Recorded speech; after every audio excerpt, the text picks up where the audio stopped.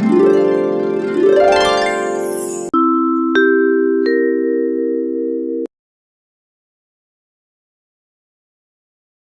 సూక్తం నిన్న మొదటి మంత్రం చదివామండి. వాళ్ళ రెండో మంత్రం. ఇది ప్రతిసారి ఒకసారి గుర్తు చేసుకుంటుంటే మనకి సులభంగా గుర్తుండిపోతుంది. 1వ మండలం 32వ సూక్తం. అంగిరస హిరణ్యస్తూపుడు ఋషి, దేవత ఇంద్రుడు. అహన్నహిం పర్వతే శిశ్రియాణం త్వష్టా అస్మై వజ్రం స్వర్యం తతక్ష వాశ్రాయివ ధేనవ స్యందమాన అంజః సముద్రమా మవ జగ్మురాపహ. జగ్మురాపహ ఇది ఈ మంత్రం.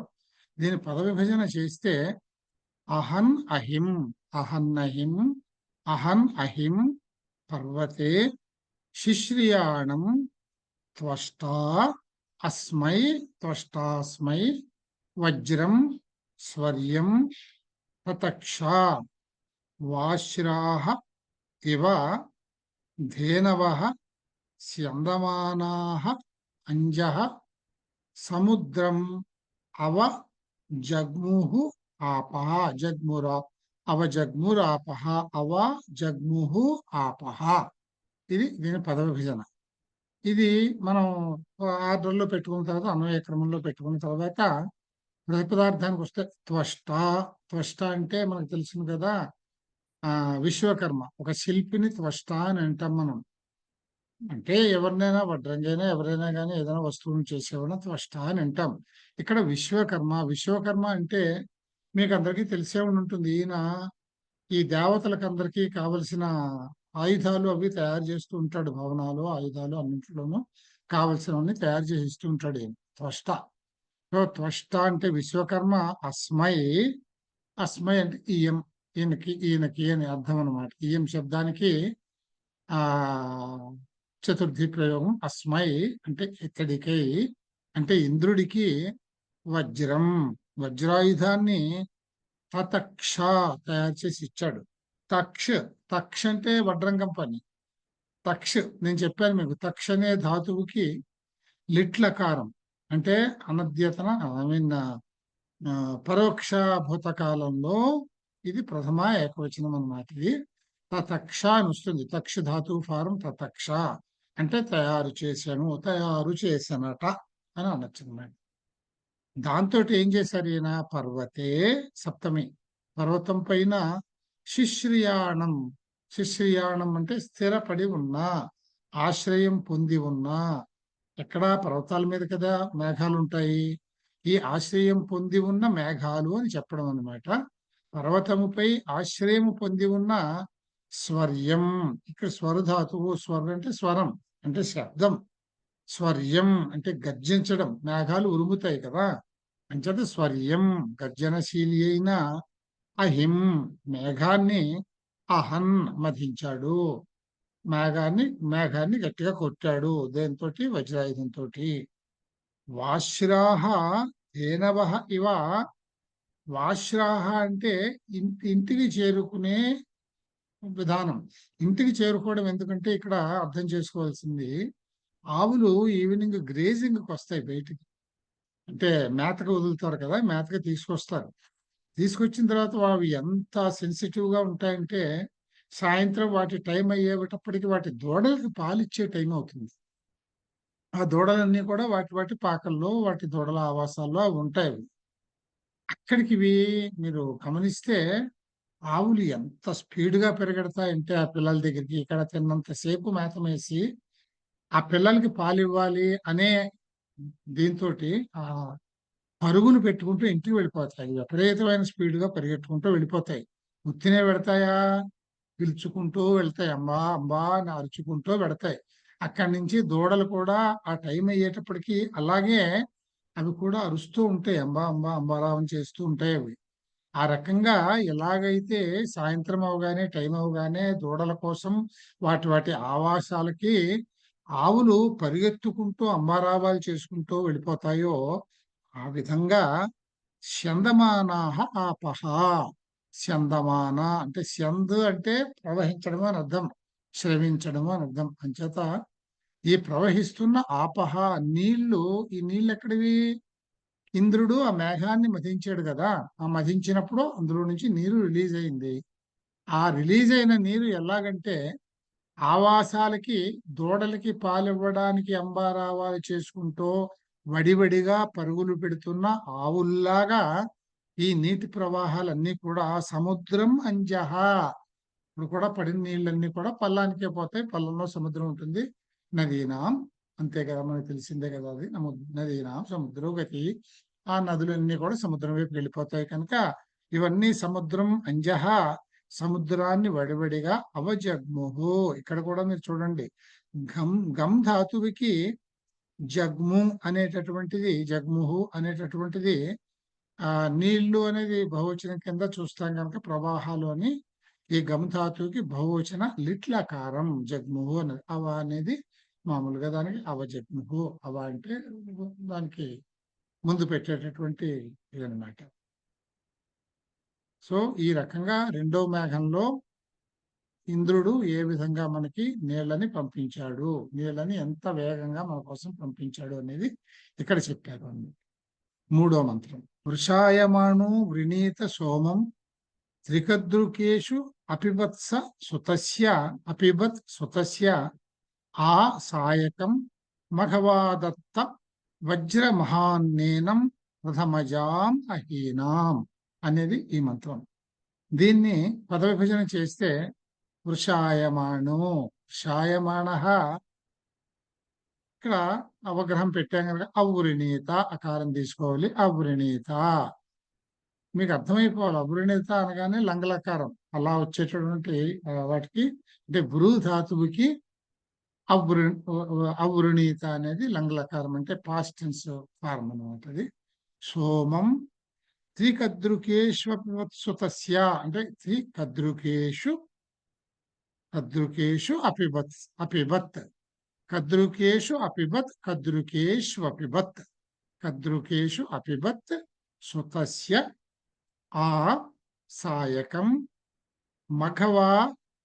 ఇక్కడ కూడా చూడండి, మఘవా అదత్త, అంటే ఇక్కడ దీర్ఘం వస్తుంది. మఘవా ఆకారాంత శబ్దమే అయినా మళ్ళీ ఒక అకారం పెట్టుకుని అదత్త, మఘవా దత్త, మఘవా అదత్త వజ్రం అహం ఏనం, వజ్రమహన్నేనం ప్రథమజాం అహీనాం, ప్రథమజామహీనాం అని దీన్ని పదవిభజన చేసుకోవాలి. అన్వయ క్రమంలో పెట్టుకుంటే దీని ప్రతిపదార్థం వృషాయమాణ. వృషభం అంటాం కదా, అదే వృష శబ్దం అంటే ఎద్దు అని అర్థం. వృషాయమాణ అంటే ఎద్దు వలె ఉత్సాహపడిన, ఉత్తేజం పొందిన, ప్రేరణ పొందిన. ఎద్దు వలె ప్రేరణ పొందడం అంటే ఏమిటంటే ఎద్దుని పరాక్రమానికి ప్రతీకగా చెప్తారు. ఎద్దు అంటే పరాక్రమానికి గుర్తు అనమాట అది. అందుకని ఎద్దు వలె ప్రేరణ పొందిన అంటే అత్యంత పరాక్రమవంతుడైన ఇంద్రుడు. ఎవరు? ఇంద్రుడు. ఇంద్రుడు సోమం, సోమాన్ని, సోమరసాన్ని, ఇది మీకు తెలిసే ఉంటుంది. సోమతీగలని ఉంటాయి.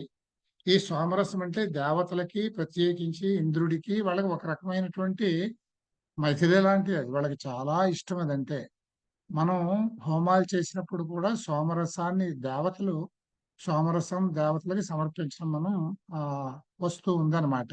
ఇప్పుడు ఆ సోమతీగలు లేవులండి, ఉన్నాయని చెప్తారు, అయితే దొరకట్లేదు. సో ఆ సోమతీగల్ని తీసి వాటి ఆకుల్ని బాగా నూరి వాటిని పిండి అందులోంచి రసాన్ని తీస్తారనమాట. అది సోమరసం, సోమం. ఈ సోమరసంలో కూడా వాళ్ళకంత శక్తి ఎక్కడి నుంచి వస్తుందండి? ప్రతి వృక్షంలోనూ కూడా దానికి ఆవహించుకున్న ఒక అధిష్టాన దేవత ఉంటుంది. ఈ సోమంలో కూడా సోమరసం అంటే సోమ ప్లాంట్స్ లో కూడా సోముడు అంటే చంద్రుడు అనమాట. సోమ అనే దేవత ఉంటుంది, అధిష్టాన దేవత. అందుకని ఈ సోమదేవతని కూడా మనం పొగుడుతాం. ఎందుకంటే సోమదేవతను పొగడాలి, నాకు బోళ్ళంత సోమ వృక్షాలు దొరకాలి, తీగలు దొరకాలి. ఆ సోమ తీగలతోటి నేను సోమరసం తయారు చేయాలి, దేవతలకు ఇవ్వాలి, వాళ్ళు సంతోషపడాలి, నాకు ప్రయోజనం చేయాలి అని మన కోరిక.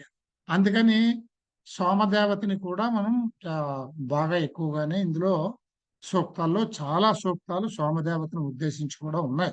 సోమ సూక్తం అది మీకు బహుశా నెక్స్ట్ దాంట్లో రావచ్చు, సోమ సూక్తం ఉండొచ్చు మీకు నెక్స్ట్ సెమిస్టర్ లో. సోమం, సోమాన్ని అవృణీత, వృ అంటే ఎంచుకోవడం అన్నమాట. వృ అంటే మనం వరుడు అనేది ఇందులో నుంచి వచ్చింది. అంటే ఎంచతగ్గవాడు అని అర్థం. ఎంచుకోవడం. అవృణీత, వృణీతకి అవృణీత అంటే మనం వృణోతి అవృణీత అంటే ఇది పాస్ట్ టెన్స్ లోకి వస్తుందన్నమాట. లంగ్ ప్రథమ ఏకవచనం. దాన్ని ఎంచుకున్నాడు, ఇష్టపడ్డాడు. అంటే సోమం కావాలి అని ఇష్టపడ్డాడు. కద్రుకేషు, కద్రుకాలు అని అంటే ఇవి సోమపానం తాగేటందుకు గోధుమ వర్ణంలో ఈ సోమరసం తాగేటందుకు పాత్రలు ఉండేవన్నమాట. వాటిని కద్రుకాలు అని అంటారు. కద్రు శబ్దంలో నుంచి ఆ ప్రత్యయం పెడితే కద్రుకము అని వస్తుంది. అంటే ఆ సోమరసాన్ని తాగేటందుకు ప్రత్యేకంగా ఉండే ఒక పాత్ర అన్నమాట.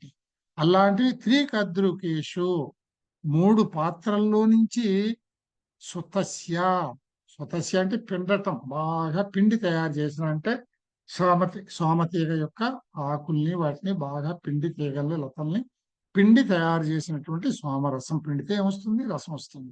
అదే సోమరసం.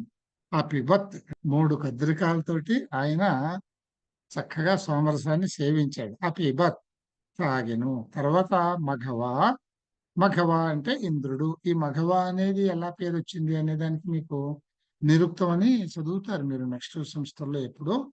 అప్పుడు మీరు అది తెలుసుకుంటారు. దాని ఉత్పత్తార్థం ఏంటో నిరుక్తం ఏంటో అక్కడ తెలుసుకుందాం. ఇప్పుడు మఘవ అంటే ఇంద్రుడు. సాయకం అంటే ఆయుధం అన్నమాట. అంతే, అంతకంటే ఏం లేదు. ఆయుధము వజ్రం. తన వజ్రమే కదా ఆయన ఆయుధం. ఆ వజ్రాన్ని అదత్త చేతిలోకి తీసుకున్నాడు. చేతిలోకి తీసుకుని అహీనాం అంటే మేఘముల యందు అంటే సప్తమి తెలుగులో ఇలాగే చెప్తాం. ఇది యాక్చువల్గా అహీనాం అంటే షష్ఠీ బహువచనం. ఇది మేఘముల యొక్క అని అంటే మేఘాల్లో ప్రథమ జా అంటే పుట్టడం. ప్రథమ జా అంటే ముందుగా పుట్టినటువంటి ప్రప్రథమంగా జన్మించినటువంటి ఏనం దీనిని అహం మధించను. ప్రప్రథమంగా పుట్టడము అని అంటే ఈ మేఘాల్లో నుంచి నీరు రాకుండా ఆపు చేయడానికి ముందు రాక్షసుడు దండయాత్ర చేసినప్పుడు లీడర్ వస్తాడు కదా, ఆయన ముందు వస్తాడు. అంచేత ముందుగా వచ్చినటువంటి ఆ రాక్షసుణ్ణి మధించాడు. అంటే ఆ వర్షం కురవని మేఘాన్ని ముందుగా తన వజ్రాయుధంతో మర్దన చేసి తర్వాత మంత్రంలో యదేంద్రాహన్ ప్రథమజాం అహీనాం అమాయినాం అమినాహ ప్రోత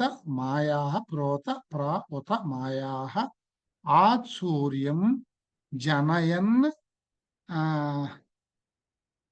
జనయన్ ద్యాం ఉషాసం తాదీత్నా శత్రుంన కిలా వివిత్సే. ఇది ఈ మంత్రం.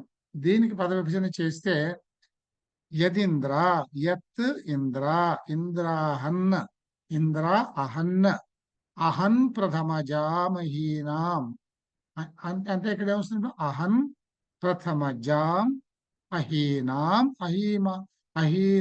ఆన్మయీనాం అంటే అహీనాం ఆన్మయి అంటే ఆత్ మాయినాం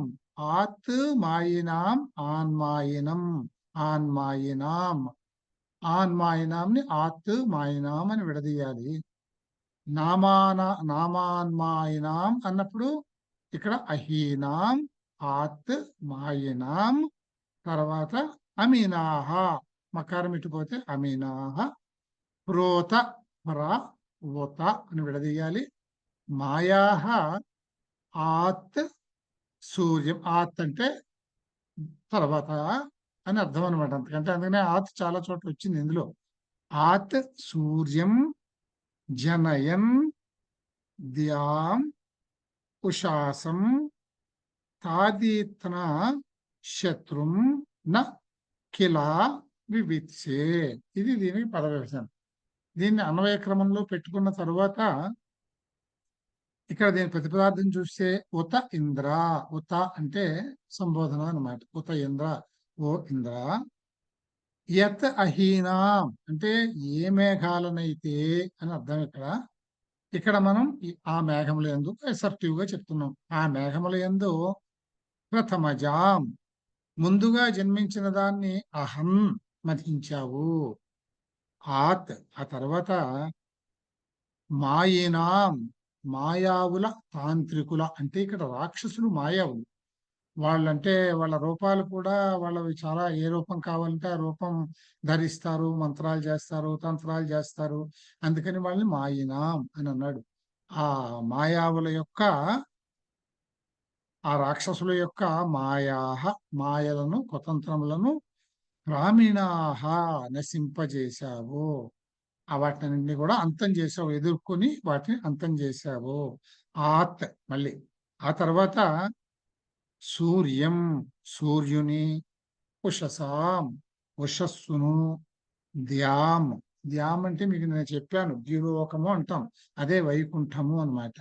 అంటే ఇంకా విష్ణుమూర్తి లోకం, సత్యలోకం, వైకుంఠాన్ని జనయన్ ఉద్భవింపజేశావు. జ అనేది మనకి ధాతువు పుట్టుకను సూచిస్తుంది కదా, అంచేత జనయన్ అనేది ఉద్భవింపజేశావు. తాదీత్న ఈ మాటలు చూడండి, తాదీత్న అనేది ఒకటే మాట, అది ఏదోలా ఉంటుంది మనకి సంధిలేగా. తాదీత్న ఒకటే మాట అంటే అట్ ద టైం అని అర్థం అన్నమాట. ఆ సమయంలో శత్రువును అంటే ఒక్క శత్రువుని కూడా నా వివిత్సేకిల కనుగొనలేకపోయావు కదా నువ్వు అని. అంటే ఇక్కడ ఇందులో విషయం ఏంటంటే ఈ రాక్షసులందరూ ఎప్పుడు కూడా వాళ్ళు నిశాచరులు కదా, చీకటి మాటనే వాళ్ళు దండయాత్రలు చేస్తారు, రాత్రిపూట వస్తారు. ఇక్కడ ఇంద్రుడు అంటే ఇంకొక సజెషన్ కూడా మనం తీసుకోవాలి. ఇంద్రుడు అంటే ఈ దేవత అయిన ఇంద్రుడు కాకుండా బ్రహ్మ అంటే సృష్టికర్త అంటే చతుర్ముఖ బ్రహ్మ కాదు, పరబ్రహ్మం. ఆయన్ని కూడా ఇంద్రుడు అనే మాట ఉంది. ఇంద్రుడు అంటే నాయకుడు అని అర్థం అనమాట, అధిపతి అని అర్థం. అంచేత ఆయన్ని కూడా ఇంద్రుడు అని అంటారు. అంచేత మనం ఇంద్ర పదంలో రెండు అర్థాలు తీసుకోవచ్చు మనం. అంటే ఇక్కడ స్వర్గాధిపతి ఇంద్రుడు, అక్కడ బ్రహ్మము అని కూడా. అందుకని అల్టిమేట్లీ అన్ని ఒకటే, ఎందులో ఉన్న బ్రహ్మమే కదా, మనం కూడా అదే, ఏం అనుమానం ఏం అక్కర్లేదు అందులో. ఇప్పుడు ఇక్కడ చూడండి, అందుకని ఇంద్రుడు ఏం చేశాడంటే ముందుగా మనకు వర్షాన్ని కురిపించాలి కనుక ఆ మేఘాల్లో ఆ చీకటి మాటున దండెత్తి వచ్చినటువంటి రాక్షసుల్లో మొట్టమొదలుగా వచ్చిన మేఘాన్ని మదించేశాడు. తర్వాత ఆయన సైన్యం దండు మాయావులు వాళ్ళందరూను, నిశాచరులు వాళ్ళందరూ వచ్చి పడిపోయారు. వాళ్ళందరినీ కూడా నశింపచేసేసావు, యుద్ధం చేసి నీ వజ్రాయుధంతో వాళ్ళందరినీ కూడా నశింపచేసేసావు. తర్వాత ఏం చేసావు, సూర్యుని ఉదయాన్నే ఉషస్ అంటాం కదా, సూర్యం ఉషసాం అంటే ఉషాసం అంటే సూర్యుడిని ఉషస్సుని. సూర్యుడు మొట్టమొదలు తెల్లవారుజామున ఉదయ సంధ్యాకాలంలో ఎర్రగా వస్తాడు. ఆ ఎర్రగా వచ్చే సూర్యుడినే ఉష అని అంటారు. అంచేత ఉషాసం అంటే ఆ ఎర్రని సూర్యుడన్నా ఉష అన్న ఆ ఆ ఆ స్థితిని బట్టి వచ్చిన పేర్లు ఇవన్నీ కూడా ఆదిత్యనామాల్లోవే. జత తర్వాత సూర్యుడిని ఉషస్సుని, సూర్యుడిని ముందు పిలిచాడు, సూర్యుడు ఉషగా వచ్చాడు. ఉషగా వచ్చినప్పుడు ఎర్రని కాంతితో మెల్లగా వెలుగు విచ్చుకుంటుంది, తర్వాత బాగా వెలుతురు వస్తుంది. ఆ వెలుతుల్లో తర్వాత వైకుంఠాన్ని సృష్టించాడు, వైకుంఠాన్ని కూడా సృజించాడు, వైకుంఠం కూడా కనబడుతుంది. ఇవన్నీ కూడా సృష్టించిన తర్వాత భళ్ళుమని తెల్లవారిన తర్వాత ఈ నిశాచరులు ఎవరు కనిపించరు, వాళ్ళు వెళ్ళిపోతారు, పారిపోతారు. వాళ్ళు ఇంకా వెలుతురులో వాళ్ళు పనిచేయరు వాళ్ళు. అందుకని అప్పుడు ఆ సమయంలో అంటే ఆ వెలుతురు వచ్చిన సమయంలో ఒక్క శత్రువును కూడా కొనుక్కోలేకపోయావు కదా, అంటే ఉన్న వాళ్ళందరినీ మటాష్ చేసేసాడు, చంపేశాడు. వెలుతురు వచ్చేసింది అంతలో, ఇంకెవరైనా ఉన్నారా అని చూస్తే ఒక్కడు కూడా కనపడలేదు అని చెప్పారు. తర్వాత మంత్రం అహం వృత్రం వృత్రతరం వ్యంసమింద్ర వజ్రేణ మహతా వధేన స్కంధాంశీవ కులిసేన వివృక్ష్ణాహి శయత ఉప పృథివ్యాహ అనేది ఈ మంత్రం. దీన్ని మనం పదవిభజన చేసుకుంటే సులభంగానే ఉందిలేండి, ఇది డైరెక్ట్ గా ఉంది. అహం వృత్రం వృత్రతరం వ్యంసం వ్యంసమింద్రో వజ్రేణ మహతా వధేన స్కంధాంసి ఇవ కులిసేన కులిసేన వివృక్షణాహి అంటే వివృక్షణ అహిహి శయత ఉపపృక్ పృథివ్యాహ ఉపపృక్ పృథివ్యాహ అని దీన్ని పదవిభజన చేసుకోవాలి. ఇప్పుడు అన్వయ క్రమం పెట్టుకున్న తర్వాత దీనికి ప్రతిపదార్థం ఇంద్రః ఇంద్రుడు మహతా బాగా శక్తి కలిగినటువంటి అత్యంత శక్తి మహాంతంగా మహాన్ మహత అత్యంత శక్తివంతమైన వజ్రేణ వజ్రాయుధంతో మనకు విభక్తి ప్రత్యయం వజ్రేణ తృతీయ వజ్రాయుధంతో వృత్రతరం వృత్రతరం అంటే అత్యంత ఘనమైన వృత్రతరం అంటే తరపు ప్రత్యయం వృత్రతరం తరపు తమప్పు ఉన్నాయి కదా అంటే కంపారిటివ్ గా అన్నిటికంటే చాలా పెద్దదైనటువంటి మేఘం అది వృత్రాసురుడు. చూడండి ఇది ఒక మేఘమే అన్నిటికంటే పెద్దది. నాయకుడు ఎప్పుడు బలవంతుడుగానే ఉంటాడు కదా. ఈ బలవంతుడైనటువంటి వృత్రాసురుని అంటే మేఘముని వ్యంసం వ్యంసము అంటే అంశభాగం ఉంటాం కదా. వ్యంసం అంటే విశాలమైనటువంటి భుజాలు అన్నమాట. ఈ భుజాలు మొత్తం ముక్కలు అయిపోయేలాగా వ్యంసం చిత్తు అయిపోయేలాగా అహన్ వధించను. మొత్తం వజ్రాయుధంతో భుజాల్ని ఖండించేసి చిత్తుగా వధించేశాడు. వధన్ ఆ విధంగా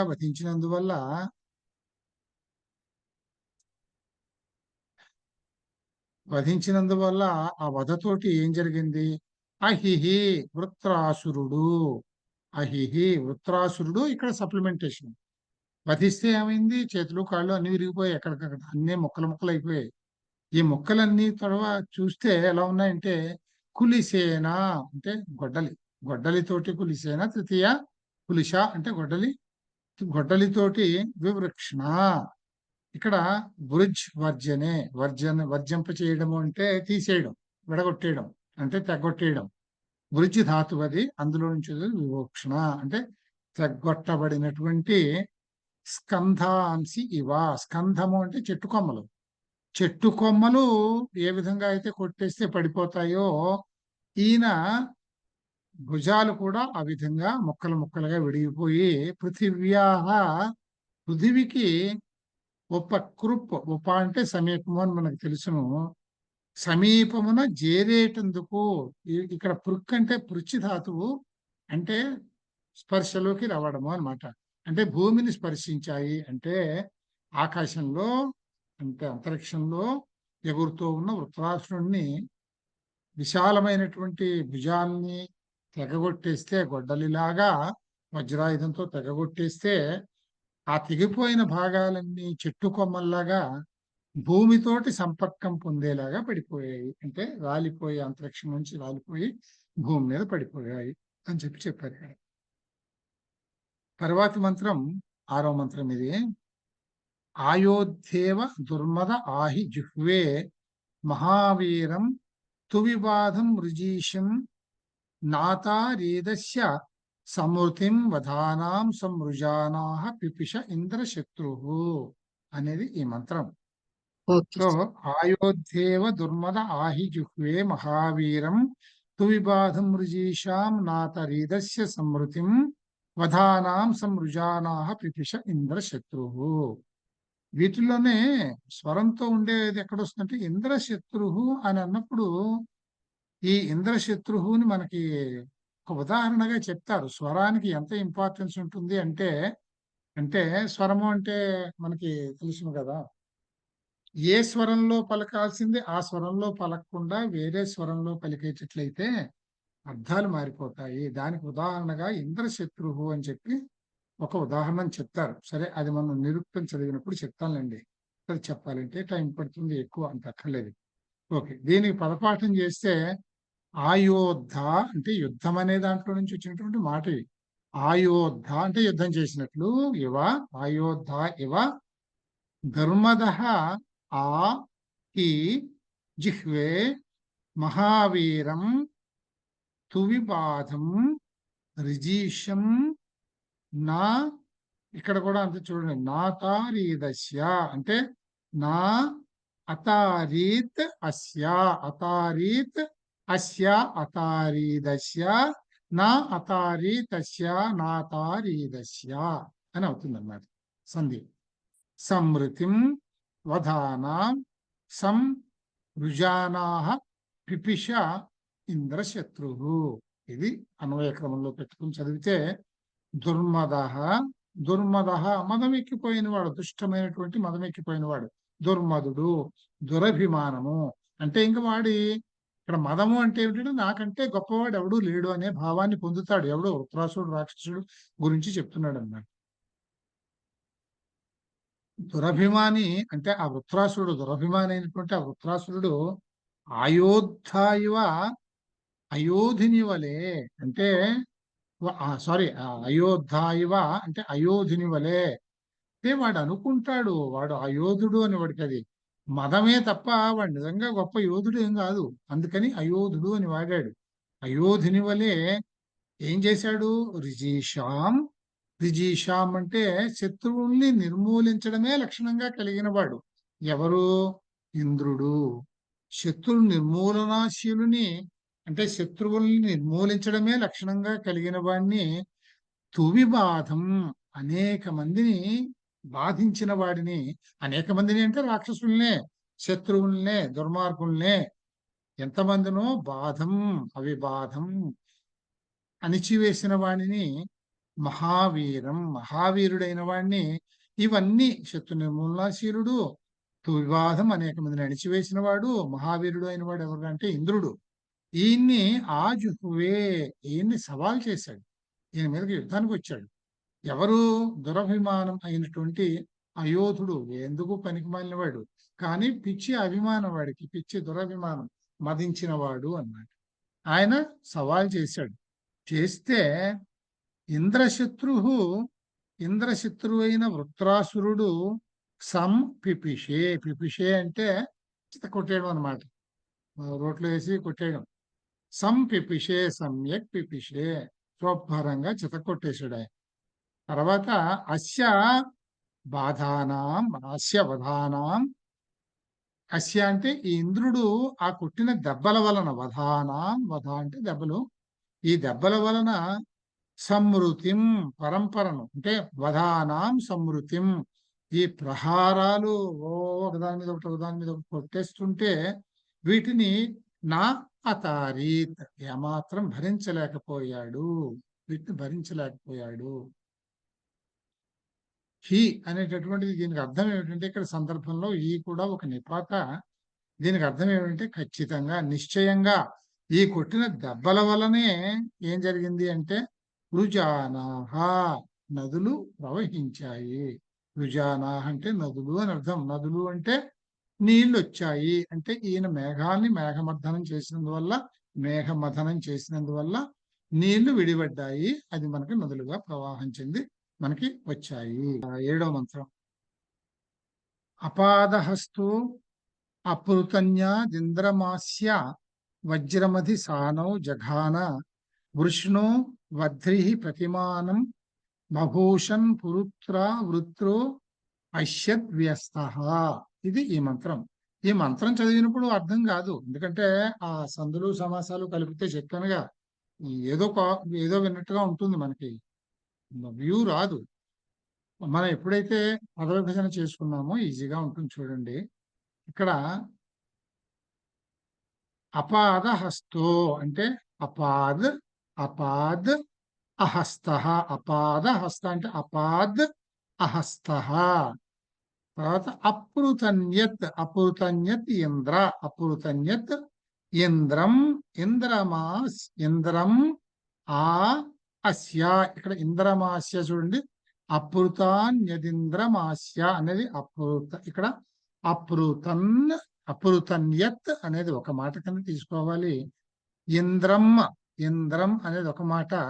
ఇక్కడ ఈ ఆ అస్య, ఇంద్రమాస్య అనేదాన్ని ఇంద్రం ఆ అస్య అని విడదీసుకోవాలి. తర్వాత వజ్రమధి, వజ్రం అధి సానౌ జఘాన వృష్ణో, వృష్ణ వఘ్ని, ఇది కూడా ఇలానే మనం చెప్పుకోవాలి. వఘ్ని ప్రతిమానం. ఇక్కడ బభూషణ్ పురుత్ర అంటే బభూషణ్ పురుత్ర రెండు మాటల కింద విడదీయాలి దీన్ని. వృత్రో వృత్ర అశయత్ శయనం, అశయత్ వ్యస్త అస్తవ్యస్తం. ఆ విధంగా దీన్ని పద విభజన చేసుకున్న తర్వాత అన్వయంలో పెట్టుకుని ప్రతిపదార్థానికి వెడితే అపాద్ అంటే కాళ్ళు పాదాలు, నా పాద కాళ్ళు లేనివాడు. మేఘానికి కాళ్ళు చేతులు ఉంటాయా? ఉండవు కదా.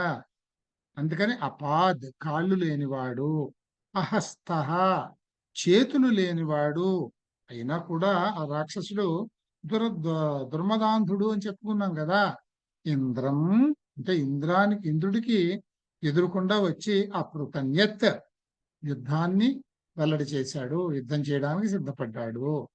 అస్య ఈతడి సానవు అధి, సానవు అంటే భుజాలు అని, అధి ఈ రెండు సాను అంటే పర్వత సానువులు అంటాం కదండి. సానువు అంటే శిఖరం.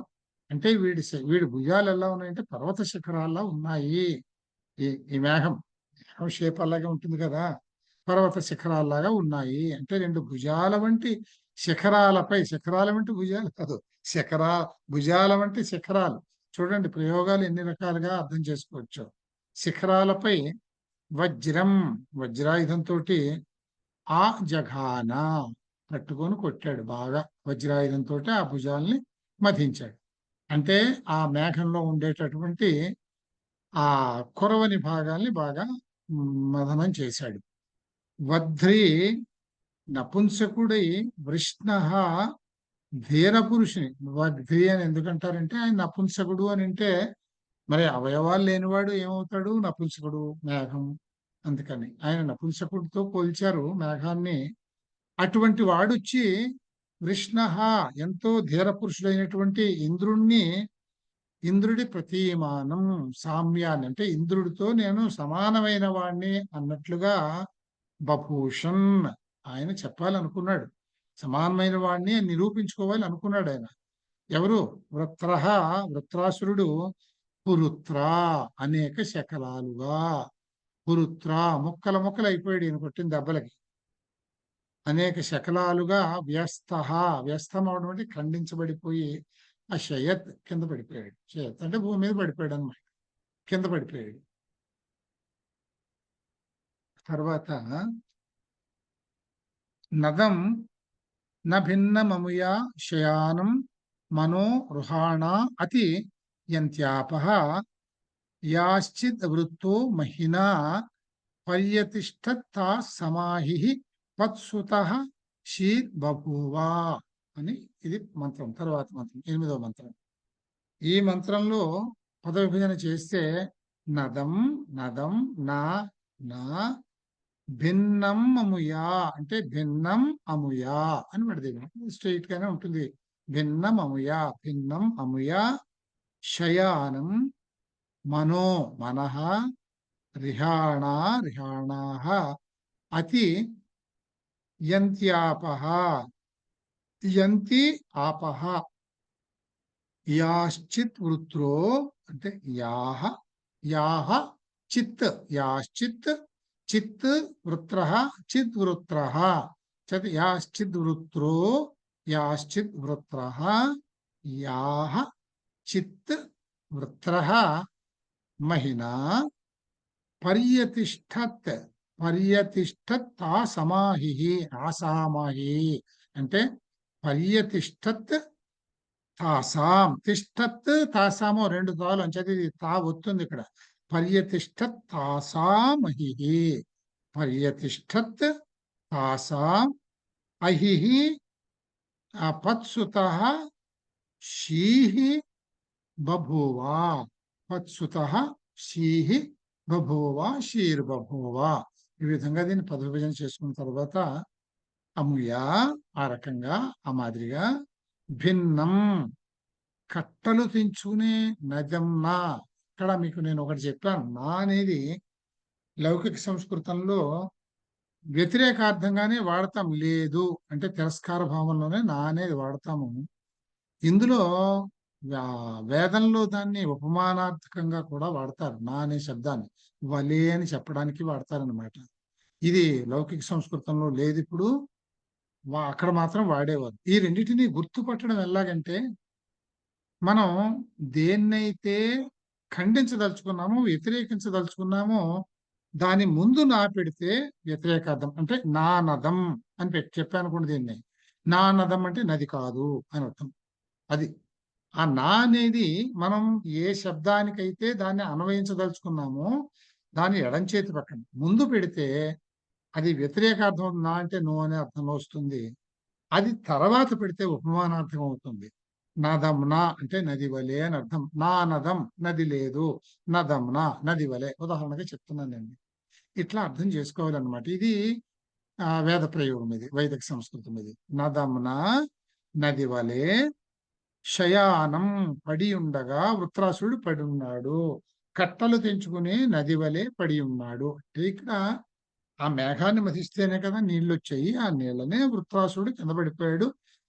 అంచేత దీన్ని మనం మిస్టేక్ గా చెప్పడం ఏంటంటే, వృత్రాసురుడు ముక్కలు ముక్కలుగా నది ప్రవహించినట్టుగా ముక్కలు పడిపోయాయి నీళ్ళలో. ఆపహ నీరు మనో గృహాణాహ మనస్సుని గృహాణాహ అంటే గట్టి చేసుకుని, దిటవు చేసుకుని, మనస్సుని దిటవు చేసుకుని అతన్ని అతిక్రమించి ప్రవహిస్తున్నది. అతియంతి. యంతి అంటే ప్రవహించడం, వెళ్ళటం. అది గత్యర్థక ధాతువు. అంచేత అతియంతి అతన్ని అతిక్రమించి ప్రవహిస్తున్నది. అంటే ముక్కలుగా పడిపోయిన వృత్రాసురుడి ముక్కల మీద నుంచి, శరీరపు భాగాల మీద నుంచి వడివడిగా ప్రవహిస్తూ పోతూ ఉంది. వృత్రాసురుడు మహిన, ఇక్కడ మహి అంటే మహిమ అన్నమాట. తన మహిమ చేత యాశ్చిత్ అని వచ్చిందా? యాశ్చిత్ అంటే దేనిని, ఏనిటిని అతిష్టత్ అడ్డగించి పెట్టాడో, ఈయన అందులో నుంచి నీరు వర్షించకుండా ఈయన అడ్డంగా ఉన్నాడు. వృత్రాసురుడే ఆపు చేసి పెట్టాడు కదా. ఇంద్రుడి మర్దనతోటి ఆయన కాస్త చనిపోయి పడిపోయిన తర్వాత, మొక్కలైపోయి పడిపోయిన తర్వాత వర్షం వర్షించింది. ఈ నదిని ఆయన అడ్డగించి ఉన్నాడు. ఈయన దేన్నైతే అడ్డగించాడో తాసాం ఆ నీటి యొక్క పస్తుత షీహి అంటే పత్సుత షీహి ఆ నీటి యొక్క పాదాల దగ్గర పడిపోయాడా అన్నట్లుగా, అంతవరకు పాదాలని ఆపి ఉంచినందుకు ఈయన నిర్జింపబడిన తరువాత నీరు విడుదలయ్యాయి కనుక ఆ నీటి పాదాల దగ్గర ఈయన పడిపోయాడా అన్నట్లుగా ఆయన పడిపోయిన మొక్కల మీదుగా నీరు వడివిడిగా ప్రవహిస్తుంది అని చెప్పారు. అహిహి వృత్రాసురుడు బభువా ఉండెను, అలా పడిండు అని ఇందులో వృత్రాసురుడిని వర్ణించాడు. తర్వాత మంత్రం నీచావయ అభవద్ వృత్రపుత్రేంద్రో అస్య అవ వధర్జభార ఉత్తర సోరధర పుత్ర ఆసీత్ అదాను శయే సహవత్స నధేను. ఇక్కడ చూడండి, ఇది కొంచెం అంటే బాగుంటుంది, చాలా మనకి హత్తుకునేలాగా చెప్పే విధానం అన్నమాట ఇది. ఇందులో అలా అర్థం చేసుకోవాల్సిన విధానం ఏమిటంటే, ప్రకృతి మనకి ఉపకారం చేయడం కోసం ఎంత కష్టపడుతుందో చూడండి. ఇంద్రుడు అంటే ప్రకృతి, ఒక శక్తి. ఆ శక్తి మన కోసం వర్షాలు కురిపించడానికి ఇంత కష్టపడుతుంది. వర్షాలు కురవని మేఘాల్ని ఏదో చేసి వర్షం మనకి పడేలాగా చేస్తుంది. అందుకనే మేఘం రాసుకున్నప్పుడు వచ్చే మెరుపులు ఉంటాయి కదండి, అవి చూడండి మెలికల గీతల్లాగా వస్తాయి, మంచి ప్రకాశవంతంగా. అదే వజ్రాయుధం అంటే. ఇటువంటి ప్రకృతి ఆ విధంగా డిజైన్ చేసుకుంది. దానివల్ల వర్షాలు, ప్రకృతి ఇంత చక్కగా కూడి అది అలా కూడబట్టే మనకు అఫ్ కోర్స్ మనుగడ వచ్చింది. మనుగడ వచ్చినా కూడా అవి ఎప్పుడు కూడా, నేచర్ అనేది plenty, abundant. Nature is always in abundance. అంత కష్టపడుతుంది నేచర్, మనకు అంత అబండెంట్ గా అన్ని కూర్చాలని చూస్తుంది. మనం ఏం చేస్తాం? దాన్ని నాశనం చేస్తాం. ఆ నేచర్ని నాశనం చేస్తాం. దానికి నువ్వేం ఉపకారం చెయ్యక్కర్లేదు. అది చేసే ఉపకారాన్ని నువ్వు పొంది దాన్ని నాశనం చేయకుండా ఉంటే చాలు. ఇది ఇంతకీ ఇందులో చెప్పదలుచుకున్నది ఏమిటంటే, ప్రకృతి అనేది మనకి అవసరం. ఇంత కష్టపడి మన కోసం ఇన్ని సౌకర్యాలు చేస్తూ నువ్వు బతికేటటువంటి వాతావరణాన్ని, పరిస్థితుల్ని కల్పిస్తూ ఉంటే నువ్వు ప్రకృతిని నాశనం చేయకూడదు కదా అదే కృతజ్ఞతగా ఉండడం అంటే అంతకంటే కృతజ్ఞత ఏమి అక్కర్లేదు. ఆ కృతజ్ఞత కూడా ప్రకృతి కోసం కాదు, నీ కోసమే. దాని పట్ల నువ్వు కృతజ్ఞత ప్రదర్శించేది నీ బాగు కోసమే, నీ మనుగడ కోసమే అని చెప్పడమే వీటిలో ఉద్దేశము అన్నమాట. ఇవి అందుకనే బ్రహ్మచర్యాశ్రమంలో పిల్లలకి నేర్పించేటటువంటి పాఠాలు. ఇది సంహితా భాగం కనుక. ఇక్కడ అందుకని ఇది మనస్సుకు హత్తుకునేలా చక్కగా చెప్పడానికి, ఏదైనా రాక్షసుడే, ఏ రాక్షసుడైనా వాడికి ఒక అమ్మ ఉంటుంది. ఆ తల్లికి వాడి కొడుకేగా పాపం. ఆమెకి బాధే కదా అలా పడిపోతే కొడుకు. దాన్ని ఇక్కడ వర్ణించాడు చూడండి. ఇప్పుడు ఈ మంత్రం చదివాను కదా! దీనికి మనం పద విభజన చేసుకుంటే, నీచావయ అభవత్ వృత్రపుత్ర. ఇక్కడ చూడండి ఈ మాట కొంచెం వృత్రపుత్రేంద్రో అంటే వృత్ర పుత్రేంద్ర అంటే వృత్రపుత్ర ఇంద్ర. ఇక్కడ వృత్రపుత్ర అనే మాట గుర్తుపెట్టుకోండి. అక్కడ చెప్తా దాని అర్థం నేను. వృత్రపుత్ర ఇంద్ర అస్య అవ వధర్జభార వధ జభార ఉత్తర సూహు అధరః సూరధరః అంటే సూహు అధరః పుత్రః ఆసీత్ దానుహు అంటే ఆసీత్ దానుహు ఆసీత్ దానుహు అని కలిపారు దాన్ని. శయే సహవత్స న ధేనుహు సహవత్స న ధేనుహు అని దీనికి పదవిభజన చేసుకున్న తర్వాత వృత్రపుత్ర ఇదే అన్న. వృత్రపుత్ర అని అంటే ఇక్కడ వృత్రుని పుత్రునిగా కలిగినది. ఆకారాంతం ఇది స్త్రీలింగ శబ్దం. వృత్రపుత్ర అని అర్థం అన్నమాట. ఇది వృత్రపుత్ర అంటే వృత్రుని పుత్రునిగా కలిగినది అంటే వృత్రాసురుడి తల్లి అమ్మ. నీచావయ శక్తి క్షీణించి అభవత్తు ఉండెను. కొడుకును కాపాడుకోవడానికి ఆవిడ కూడా యుద్ధం చేసింది. అందులో ఆమె శక్తి అంతా ఉడిగిపోయింది. పాపం నీరసంగా ఉండింది. ఇప్పుడు ఏం చేసింది ఆవిడ? కొడుకు పడిపోయాడు. పడిపోతే ఇంకా ఈయన కొట్టడం ఆపలేదు. వానికి దెబ్బలు తగలకూడదని ఏం చేసింది? ఒత్తరా తను పైన పడుకుంది. సూహు తల్లి పైన తల్లి. అధరః పుత్రః కింద పుత్రుడు. పడిపోయిన కొడుకు మీద ఆమె పైన పడుకుండిపోయింది. ఎందుకని? ఇంద్రుడు కొట్టే దెబ్బలు కొడుక్కి తగలద్దు, తనకి తగలాలి అని. ఈ విధంగా వాళ్ళు ఉన్నారట. ఇంద్రుడు ఏం చేశాడు? మహానుభావుడు ఈయన ఊరుకుంటాడా? అస్యాహ అవ ఈమె కింద ఉన్నాడు కదండి, చూశాడు. ఈవిడ వాడిని కమ్ముకున్నది, వాడికి దెబ్బలు తగలకుండాను అని చూసి ఏం చేశాడంటే ఈయన ఆ కింద ఉన్నవాడి మీద వజ్రాయుధాన్ని ప్రయోగం చేశాడు. వధః వజ్రాయుధాన్ని జభార ప్రయోగం చేసేసాడు. అంటే ఆవిడ్ని తప్పించి ఉత్తినే గుడ్డిగా ఆవిడ్ని కొట్టేయకుండా ఆవిడ పైన కమ్ముకొని ఉన్నా కూడా కింద నుంచి వృత్రాసురుడిని కొట్టాడు. దానుహు ఆ రాక్షసి అంటే వృత్రాసురుడి తల్లి. సహవత్స ధేనుహునా ఇక్కడ కూడా చూడండి, ధేనుహునా అంటే ధేనువు వలె, ఆవు వలె. ఈ నా తర్వాత పెట్టాం కనుక ఇక్కడ ఉపమానార్థకం. ఇక్కడ నా ఈ నా అనేది కూడా నిపాత, ఇది ఉపమానార్థకము అని అంటాం ఇక్కడ, అంతేగాని నెగిటివ్ మీనింగ్ కాదు. సహవత్స అంటే దూడతోటి కూడినటువంటి ఆవు వల్లే కింద పడి ఉన్నది. దూడ ఆవు, వాడొక దూడ, ఈవిడ ఆవు మీద పడి ఉన్నది అని ఈ రకంగా వర్ణించాడు. అంటే ఇంద్రుడు ఏ విధంగా అక్కడ వృత్రాసురుడిని వధించాడు అనేది. తిష్టతి నామ నివేశానానాం కాష్ఠానాం మధ్యే నిహితం శరీరం వృత్రస్య నిన్యం వి చరంత్యాపో దీర్ఘం తమ ఆశయ దింద్ర శత్రు అనేది ఈ మంత్రం. దీనికి అతిష్టంతీనాం అనివేశనానాం, ఇది జస్ట్ నాం ఇక్కడ విడదీయడం అంతే. అతిష్టంతీనాం అనివేశనానాం కాష్ఠానాం మధ్యే నిహితం శరీరం వృత్రస్య నిన్యం వి చరంత్యాపః చరంతి ఆపః దీర్ఘం తమః అశయద్ ఇంద్రశత్రు అశయత్ ఇంద్రశత్రు. ఈ విధంగా దీన్ని విడదీసుకుని అర్థాల్లోకి పెడితే అతిష్టంతీనాం, తిష్టంతి అంటే నిలకడగా ఉండడం, స్థిరపడి ఉండటం. అతిష్టంతి నిలకడ లేకుండా ఉండటము అంటే నిలకడ లేకుండా ఉన్నట్లు. అలాగే అనివేశనానాం, అనివేశనానాం అంటే నివేశనము అంటే విశ్రాంతి పొందటము, అనివేశనము విశ్రాంతి లేకుండా ఉండటము, రెస్ట్లెస్ గా ఉండటము, అవిశ్రాంతంగా. కాష్టానాం అన్ని దిశల యందు పరుచుకున్నటువంటి ఆపహ నీరు. ఇంతకీ ఇవన్నీ ఎందుకు వాడాడు? నీటిని వర్ణించడానికి.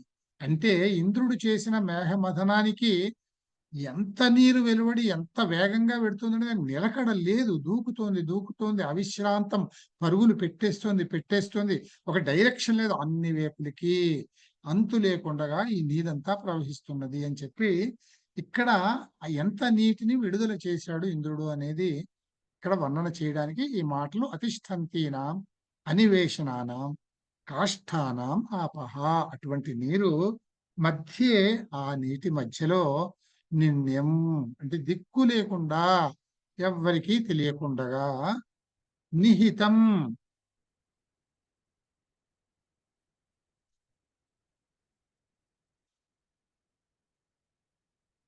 నిహితం అంటే దాక్కుని ఉండడం, నిక్షిప్తమై ఉండడం, కప్పుబడిపోయి ఉండడం. కప్పుబడిపోయి ఉంది అటువంటి నీటికి అడుగున కప్పుబడిపోయి ఉన్న వృత్రస్య శరీరం, ఈ వృత్రాసుడి శరీరం విచరంతి అటు ఇటు కొట్టుకుపోతుంది. చూడండి మీరు కూడా ఏదైనా నీళ్ళ అడుగులో ఉన్న వస్తువుని చూస్తే అది నీళ్ల తాకిడికి అటు ఇటు ఊగుతుంటే అటు ఇటు కొట్టుకుంటూ కదిలిపోతూ ఉంటుందన్నమాట. అట్లా అలాగే ఇక్కడ కూడా విచరంతి, వృత్రాసుడి శరీరం ఆ నీళ్ల వడికి నీళ్ల కింద పడింది కనుక అటు ఇటు కొట్టుకుంటూ తిరగబడుతూ గోళ్ళపడుతూ అట్లా కొట్టుకుంటూ ఉంది. ఇంద్రశత్రువైన వృత్రాసురుడు దీర్ఘం తమహ, దీర్ఘ తమస్సు, తమము అంటే తమస్సు అంటే చీకటి, దీర్ఘమైన చీకటి అంటే దీర్ఘమైన రాత్రి అంటే మరణం అన్నమాట. అంటే నిత్య ప్రళయం అంటే నిద్ర, మహాప్రళయం అంటే చావు, అంతే. సో దీర్ఘ తమస్సునందు ఆ అశయత్ క్షీణించి ఉన్నాడు అంటే చనిపోయి పడిపోయి ఉన్నాడు. ఈ నీళ్ల అడుగున ఆయన అటు అటు చంద్రవందరగా కొట్టుకుపోతూ పడిపోయి ఉన్నాడు. సరేనండి, ఆపేద్దాం ఇక్కడికి. ఇంకా ధన్యవాదాలు. రైట్, నమస్తే. మళ్ళీ సోమవారం కలుద్దామండి. బాయ్.